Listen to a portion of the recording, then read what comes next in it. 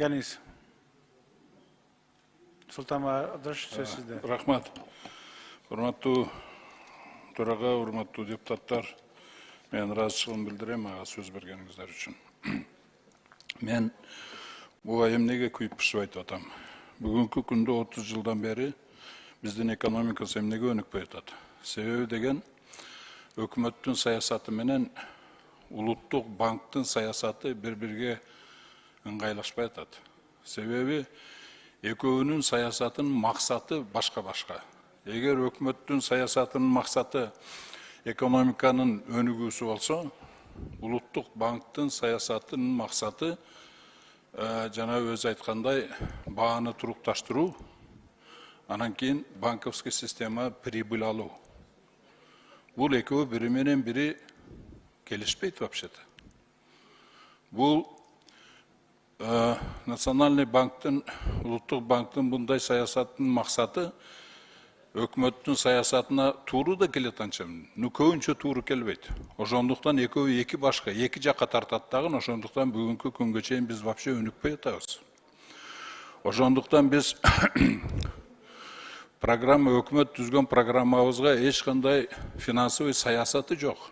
Ошого соответствует денежно-кредитный политика жок.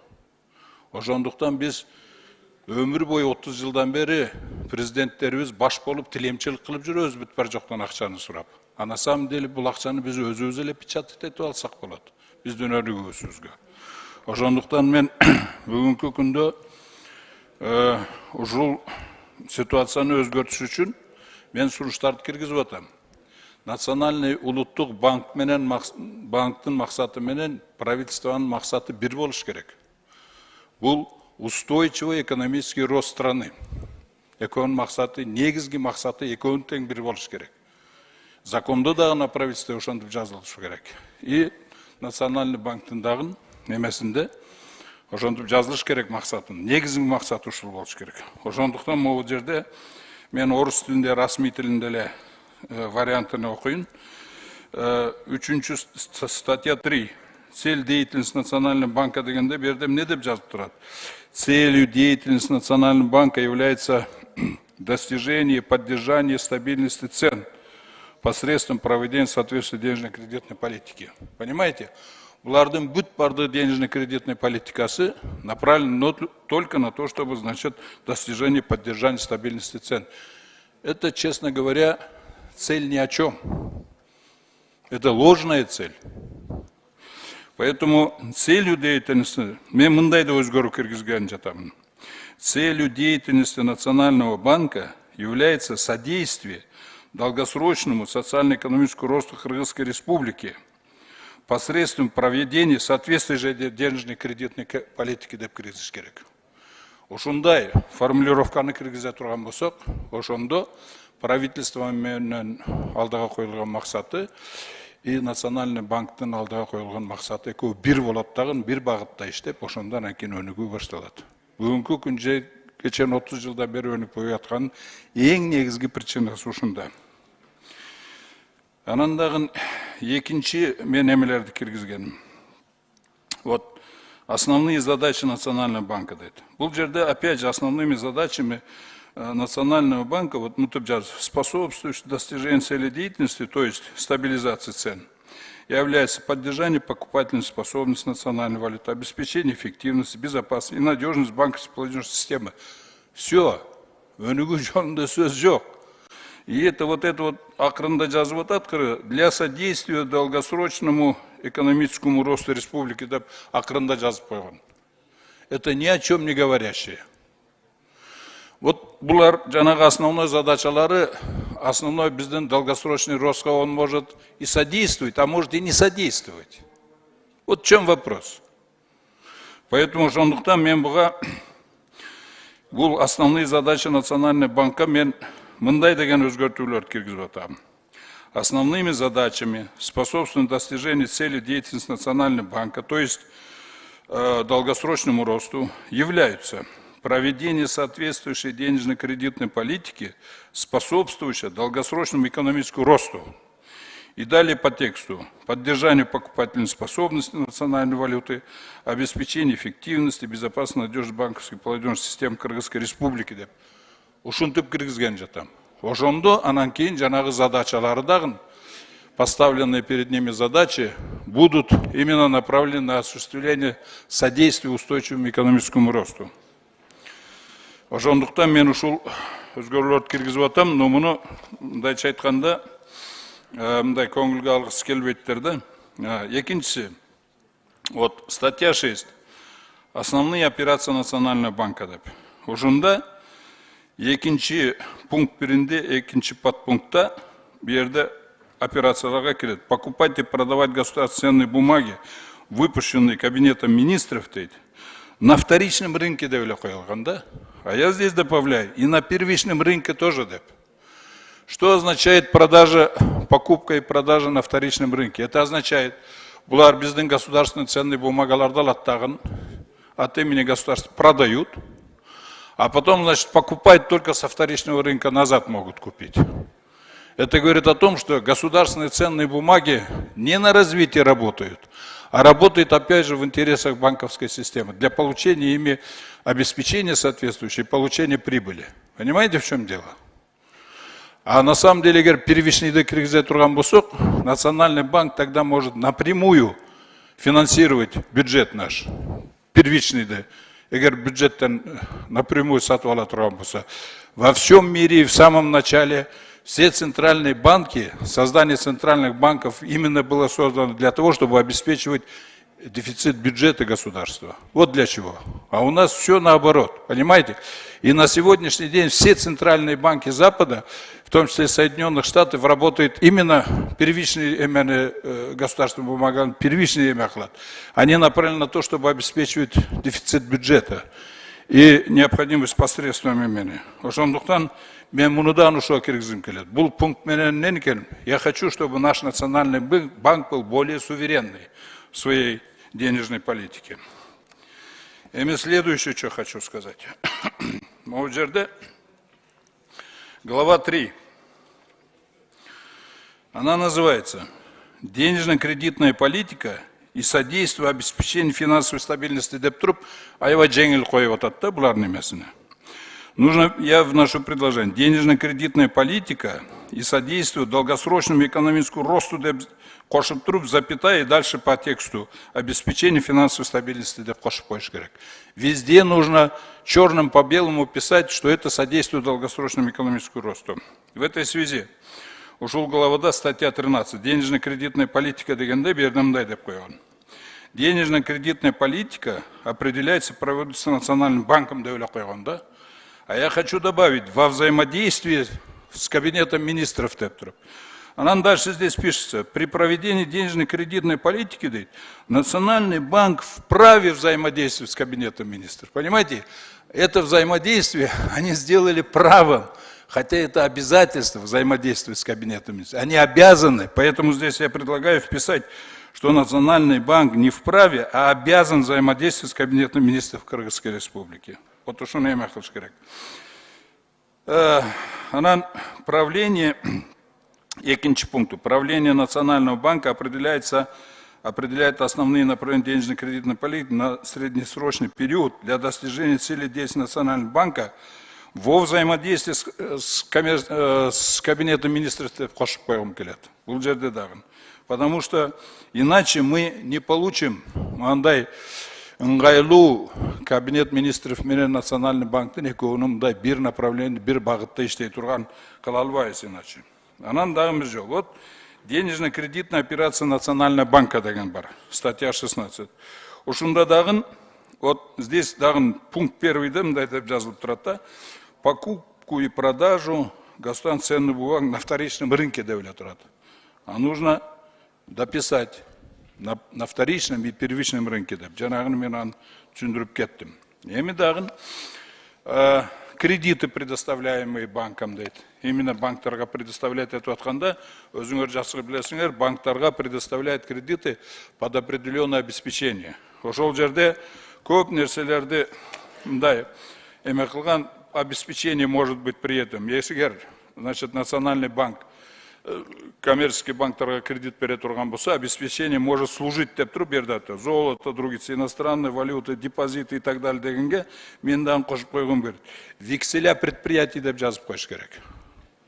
Ошондо анан кейін бізден Национальный банк напрямую мақсаттуу түрдө через коммерческие банки будет вынужден кредитовать наше производство и отечественное производство.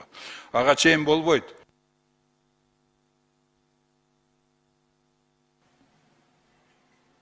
Султан Абдрашитович, вакытыңыз кош койгула. Подробный жанагы бул биринчи эле чтенияда болуп атат, но бирок тем не менее мен сиздерге курсы дела айтып коеюн дедим.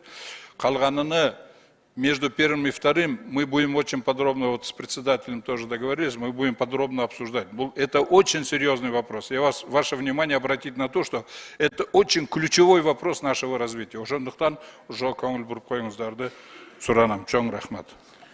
Рахмат, Султан Абдрашитович. Менимче мындай жакшы эле сунуштар берилип атат окшойт. Полномочия боюнча ушул боюнча оюңарды билдирсеңер. Анан бул биринчи окуу, урматтуу коллегалар. Экинчи окууда дагы бул ар бир сунуш талкууланат. Келиңиз, сиз жооп берип коесуңуз. Так, урматтуу Султанбай Абдрашитович, мен мурун айтып кеткендей эле сиздин экономикалык теоретикалык көз караштарыңарды терең сыйлайм, бирок ошону менен чогуу айтып кетейин беле. Вот вы говорите, что статья 3, цель деятельности Национального банка в виде достижения и поддержания стабильности цен, это ни о чем. Ну, уважаемые депутаты, стабильность цен и поддержание стабильности цен – это ключевой фактор, который влияет на жизнь каждого человека в Кыргызстане. И поэтому объявить, что эта цель ни о чем, но это, я вот считаю, как бы, мягко говоря, не совсем верно, да? Это первое. Второе, значит, по основным задачам, я уже до этого сказал, вот все, что перечислено в основных задачах, это поддержание покупательской способности нацвалюты, обеспечение эффективности и безопасной надежности банковской и платежной систем, все это является предусловиями для стабильного экономического роста. То есть то, о чем говорит Султанбай Абдрашитович, оно достигается через достижение вот именно этой цели и этих задач, которые указаны в нашем законе. То есть я хотел сказать, что Султанбай Абдрашитович, он концептуально по-другому смотрит, а мы считаем в Национальном банке, и это вот эта практика, она уже доказана, она показывает свою эффективность, цель и задачи Национального банка, они здесь абсолютно правильно установлены. Но, как сказал Султанбай Абдрашитович, мы между первым и вторым чтением, конечно, еще раз рассмотрим ваши предложения, пожелания с точки зрения улучшения деятельности Национального банка по взаимодействию с Кабинетом министров. Но я считаю, вот цели и основные задачи, они здесь изложены верно, они доказывают, что показывают, что Национальный банк, он правильно движется. Единственное, что хотел сказать, вот вы сказали, что 30 лет мы в тупике, ну, обвинить Национальный банк, один Национальный банк в этом тупике же нельзя, это же комплексно. Это совместная работа правительства, многих госорганов, и в том числе Нацбанк, да? И в конце, что вот Нацбанк, оказывается, виноват в том, что все в тупике, это же неправильно будет. Вот. Ну и по другим, я хотел сказать, вот то, что вы сказали, я вот приведу пример. Вы правительству, парламент ставите задачи, президент и парламент, какие-то цели достичь в развитии, да? Правительству все время требуются средства для этого. Национальный банк – это независимый орган, он проводит денежно-кредитную политику, и, то есть он проводит эмиссию, то есть выпуск денег. Да? Если сделать так, как предлагает Султанбай Абдрашитович, произойдет вот так вот. Поскольку правительству непрерывно нужны деньги для пополнения бюджета, они просто сделают Нацбанк своей печатной машиной, откуда будет черпать. Это все в конечном итоге приведет к гиперинфляции. которой вот кто жил в 90-е годы, мы все это хорошо помним, да? Поэтому вот эта модель Центрального банка в настоящее время работает, чтобы у нас в Кыргызстане не было гиперинфляции, чтобы народ не страдал от того, что правительство завладело печатной машиной и начало выпуск денег непрерывный. Поэтому я вот предлагаю, Султанбай Абдрашидович, когда мы будем обсуждать между первым и вторым чтением, мы все ваши теоретические воззрения, конечно, обсудим, но в целом я хотел пояснить, уважаемые депутаты, цель Национального банка, чтобы народ не страдал от инфляции. Все наши меры направлены на то, чтобы удержать цены в определенных пределах. И, допустим, в текущих условиях, вы прекрасно знаете, на мировом рынке, как растут цены на энергоносители, на продовольственные товары. Национальный банк даже в рамках вот, имеющихся инструментов, он делает все возможное. Но если принять модель, которую предлагает Султанбай Абдрашидович, я вам рассказал, вот, какой может быть итог. Поэтому, я думаю, здравый смысл возобладает, и мы будем придерживаться той концепции, которая есть в законопроекте. Кейинки сөз Ажигитов Султанбай Абдрашидовичте. Рахмат. Мен өткенде Танаписке чейин Кубанычбек кеңешчи көрсөндө теоретический анча-мынча спор болуп кетти да. Кубанычбек кеңешчи айтып атат, значит, баалар эле туруктуу болсо, кийин аны рынок өзү чечип, экономикасы өнүгүп кетет да. Бул деген бул догма да. Либеральный догматика. Өткөн кылымдын 50-жылы чыккан догматика да. Ошонон бери бүгүнкү күнгө чейин ушул догматика чындыкка ээ экенин бир да доказательство жок. Наоборот, мына биз 30 жылдан бери ушул догматиканы официальный экономический политика и официальный денежный кредитный политика кылып колдонуп атабыз. И 30 жылдык биздин тажрыйбабыз көргөзүп атат, что бул догматика иштебейт. Ошол догматиканы 30 жылдан бери кармалып атканыбыз үчүн биз мону итке минер акыбалга келип отурабыз бүгүнкү күндө. И күндөн күнгө хуже и хуже болуп кетип атабыз. Ошондуктан бул догматикадан кетиш керек. Качанга чейин биз кыргыздар 70 жыл мурун айтылган бир Фридмандын догматикасы менен жашайбыз. Качан биз өзүбүздүн акылыбыз менен кыргыздар качан жашайбыз? Бул догматикадан кетиш керек. Ошондуктан мен жанагындай өзгөрүүлөрдү киргизип атам. Эгер ошол өзгөрүүлөрдү киргизбесек, ушул догматикадан кетпесек, биз бул акыбалдан эч качан чыкпайбыз. Кризистен эч качан чыкпайбыз, эч качан өнүкпөйбүз. Мен ушуну айткым келет. Рахмат. Урматтуу Султанбай Абдрашидович, мен сиздин көз карашыңызды сыйлайм.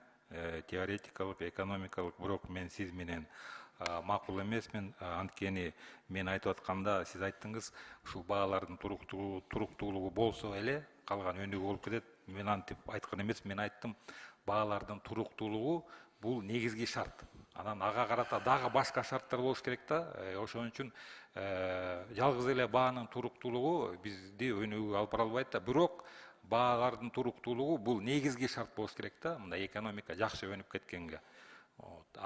Жана сиз айтканды кийинкилерди биз терең талдап, карап, анан биринчи чтениядан экинчи чтенияга өтүп атканда ошонун баарын терең изилдеп чыгалык. Мен бирдекен айтып коюм келет да.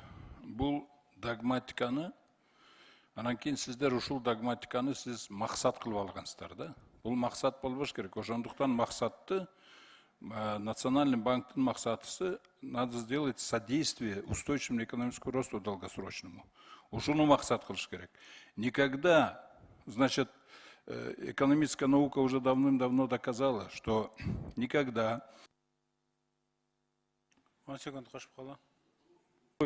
Просто устойчивость цен, из устойчивости цен не выходит устойчивость развития. Наоборот, устойчивость цен выходит из устойчивого экономического развития. Если мы обеспечим устойчивое экономическое развитие, тогда и цены будут устойчивы, и курс валюты будет устойчивый. Все будет устойчиво. Понимаете, в чем дело? Поэтому надо уходить из этой догматики, надо уходить от этой вот порочной политики, денежно-кредитной и вообще экономической политики.